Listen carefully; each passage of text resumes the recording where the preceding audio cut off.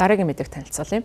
Японы нэгэн өртөө 3 дахь муурыг өртөөний дараагаар томилох шийдвэрийг гаргасан байна. За энэхүү шийдвэрийг гаргах болсон сүүлийн үед Японы төмөр замын үйлчилгээтэй холбоотой санхүүгийн хүндрэл үүсэж байгаа. За тийм учраас санхүүгийн хүндрэлийг шийдвэрлэх, аялал жуулчлалыг хөгжүүлэх, олон иргэдийг төмөр замаар үйлчлүүлэх нөхцөлийг хангах зорилгоор муурыг өртөөний дараагаар 3 дахь удаага ийм сонгох шийдвэр гаргаж байгаа юм байна. За Yoitama нэртэй муурыг лав гарагт энэхүү өртөөний дараагаар томилсон шийдвэрийг гаргасан байна. За энэ бол өмнө нь бараг 20 жилийн туршид хэрэгжиж байсан ийм уламжлал юм байна. За тэгэхээр энэ уламжлалын дагуу төмөр замын операторуудын зүгээс ийм арга хэмжээг авч эхлүүлсэн юм байна. За захиргааны төмөр замын Ваякама компани эзэмшдэг Кишигава шугамын Киши өртөөнд болсон яслалын үеэр төмөр замын компани тас муурыг өртөөний дараагаар томилох шийдвэрийг гаргаж Рукотаяма нэртэй дагалдан суралцагчийг танилцуулсан байна. За энэхүү Yoitama муурын хувьд өртөөний дараагаар ажиллаж байгаа 3 дахь муур болж байгаа. За түүний өмнө Nitema нэртэй муур бол өртөөний дараагаар ажиллаж байгаад өнгөрсөн оны 11-р сард нас барсан. Ингээд хүндэт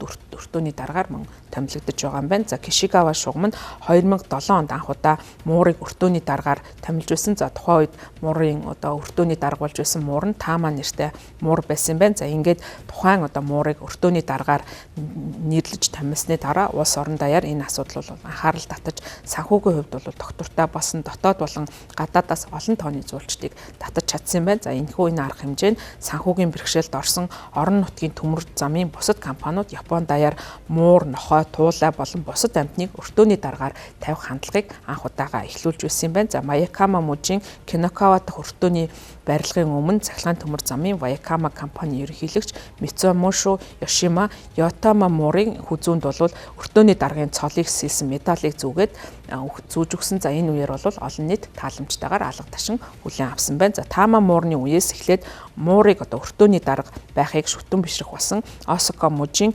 Фужитара хотын 52 настай гэрээ эцэгтэй Часико Асано энэхүү үйл явдалтай холбогдуулан муур өртөөний дараагаар ажиллах нь Кишигава шугамыг үргэлжлүүлэн удирдахад чухал үүрэг гүйцэтгэн гэж найдаж байгаагаа хэлсэн байна. За ёслолын дараа цахилгаан төмөр замын Ваякама компани ерөнхийлөгч Мицумнобу Кошима сэтгүүлчид хандаж хэлэхдээ Yoitama муур нь орон нутгийн төмөр замын томоохон өөрчлөлтийн эргэлтийн цэг дээр байгаа энэ үед өртөөний даргын хувьд чухал манлайллын үүргийг гүйцэтгэх болно гэж найдаж байгаагаа хэлсэн байна.